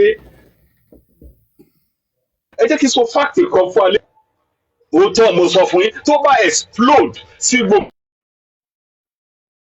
Áfíríkà yẹn agbára àwọn adarí wa ló dẹ̀ kọ̀ ṣẹ̀ because that country is a very very useless country. It's a country tó jẹ́ wípé manipulation corruption will stand on the truth. The issue of Mohbad is a very very simple case. It's a case tó yẹ kó máa settle go to oṣù mẹ́fà wọ́n ti finish here. Bó bá ti homicide bí ti ń dìbò sí ni. Nípa kéèsì yìí ẹ má ti parọ́ tán bó ṣe ń lọ ìbò tí ń wo máṣe tó ti mọ̀. The only evidence tí a lè dismiss you dey head na only that short second and the 10 second or 1 second video whatever the second may be.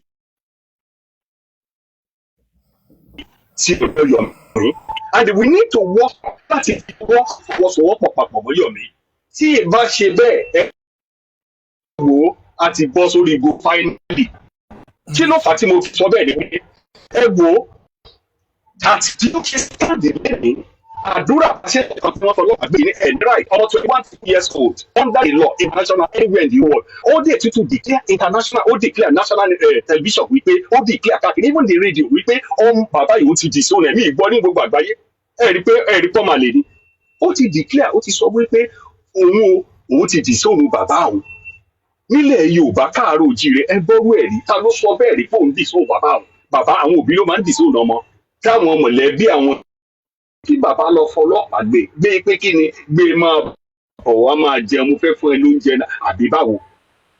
wọ́n máa fọlọ́pàá gbé fọkàn even in the rule of court of law kò jẹ́ bẹ́ẹ̀. ẹ ló bá láti ṣé mo lè give opinion. ẹjọ́ ṣé wọ́n stop mi lágbá o. jẹ́ kán ṣe tán. à ń gbọ́ yín. okay sir.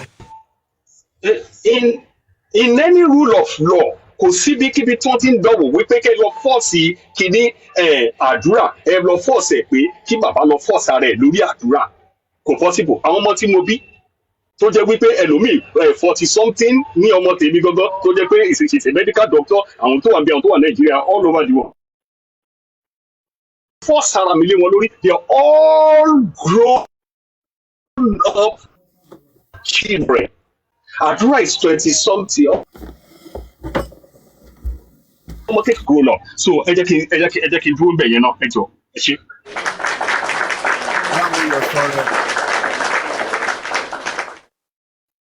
Mo yọ. ẹ ló bá láti yẹn ká sàn ẹ mọ nǹkan tèmi ti fẹ́ sọ sí nǹkan tó wà lẹ́yìn mo kọ ọ̀rọ̀ ni o bóyá kaba àìká ìdí ẹ̀ ń bá work èmi ní pé olórí ọ̀rọ̀ ìyá Mohbad tó ń gbé Àdúrà pamọ́ yìí ṣé bàbá Mohbad ò lè competition lórí ìyá Mohbad pé òun fẹ́ jẹ́ kí ó mú competition lórí ìyá Mohbad lórí ọ̀rọ̀ Àdúrà because Àdúrà ní a lot of evidence lọ́wọ́ níyà yẹn ṣe ń gbé Àdúrà pamọ́. My own opinion, we talk about a competition lórí ìyá yẹn pé you want to see his son pé ó mọ̀mọ́ yẹn jáde kí ìyá yẹn dẹ̀ máa involve tó wá fẹ́ interview ọmọ yẹn kí ó máa involve at all. That's my own opinion. The boy has an evidence ọmọ yẹn gan ń bẹ̀rù láti put out ẹ̀ tó ọmọ yẹn ń bẹ̀rù láti fi sílẹ̀. Ntẹ́mi rò ní pé tí ó bá lè jẹ́ kí wọ́n interview ọmọ yẹn without anybody kí bàbá bá lè competition lórí ìyá Mohbad ó mọ̀ nípa ikú tó pọ̀ ọmọ òun gan-an tó yẹ ṣe ń gbé àdúrà pamọ́ ọmọ ta ló very máa sure gba petition yẹn ta ló máa gbà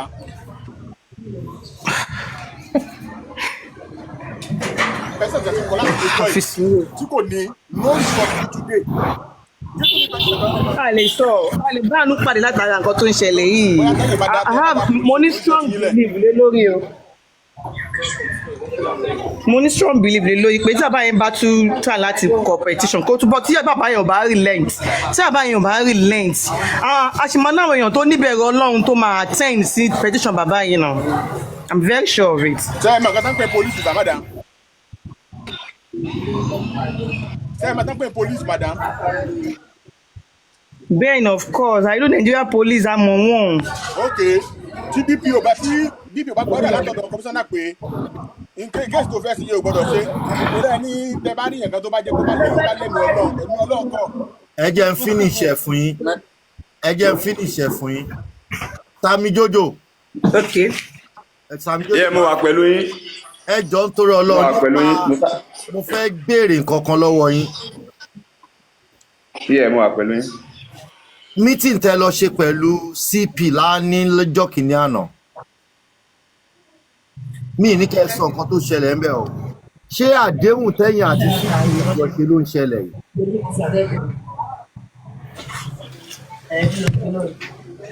Jẹ́ gbọ́ mi ṣá. Sami Jojo ti mú sọ. Sami Jojo owó ń gbé kọ́ ni. Àwọn ọlọ́pàá ọwọ́ máa ń kanwọ́ ni ẹ wo orú. Láti ẹ bèrè question kọ́ wọlé tẹ́lẹ̀ ni wọ́n wà lórí kọ́ tẹ́lẹ̀ ni.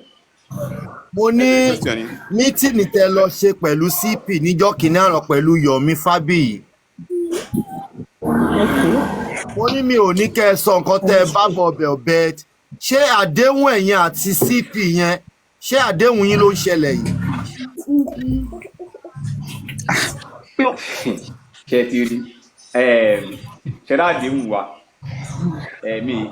according to most of us I am not to speak on what I'm not meant to speak nǹkan tó ọba fi ràn mí mi ò kì í jẹ́ but ìjọ on Friday ní Inquest àbí on Thursday I was at the commissioner's office mo dẹ̀ tú lẹ́yìn ìgbà tí commissioner jáde tí mo ní commissioner tán wọ́n direct mi lọ bá kí lorúkọ ẹni yìí ACP Abayomi àbí Mr. Ayomi mamu ẹni yẹn and I had a lengthy conversation with the assistant commissioner of police.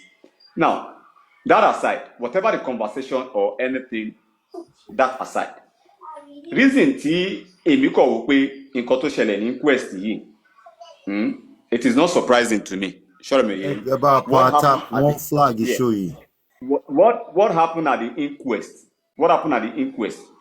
It is not surprising, and that is how we wanted them to play the script. Because my funny, as in my funny back on the thing, tí nọ́ọ̀sì bá dé tí ò bá wá corroborate the story tó ti wà nílẹ̀ tẹ́lẹ̀tẹ́lẹ̀.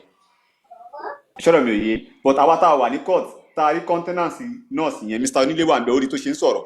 Ó mọ̀ pé gbogbo nǹkan tó ń sọ pátápátá irọ́ ni. At the time, ṣẹ́rí mistake nǹkan tó ṣẹlẹ̀ lọ́jọ́ yẹn which I fault Baba's lawyer. Wọ́n ò bá ti jẹ́ kí nọ́ọ̀sì sọ̀rọ̀. Kò yé yín and he tried but the rest of the lawyers wọ́n ò jẹ́ kí kò yé yín wọ́n jẹ́ kí motion yẹn kó hold because ká ní motion yẹn hold tí nọ́ọ̀sì bẹ̀rẹ̀ sí ní sọ story nọ́ọ̀sì máa yìnbọn para ẹ̀ lẹ́sẹ̀ ní ọ̀nà tó pọ̀. Kò yé yín because gbogbo timing nìyẹn gbogbo nǹkan tó kọ sínú statement ní pátá kò lè rántí ẹ̀ á dẹ̀ máa gbé wọn fúnra wọn ó máa pa irọ́ mọ́ irọ́ ni but àwọn lọ́ọ̀yà tó kù irú lọ́ọ̀yà Mr. Ewúrẹ́ lórúkọ ẹ̀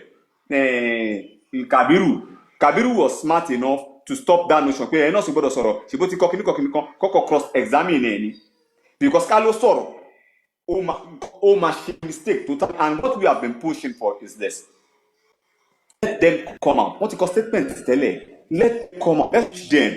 Ẹ jẹ́ ká finá sí ẹ̀pọ̀n wọn. Ẹ jẹ́ kó sọ̀rọ̀. Whatever they will be saying, it is going to be different what they are written down at the station. Tap your screen. Tap your screen. Tap your screen. That is what we we want them to do. Let them continue to make that mistake. And they have been making that mistake. Do you understand?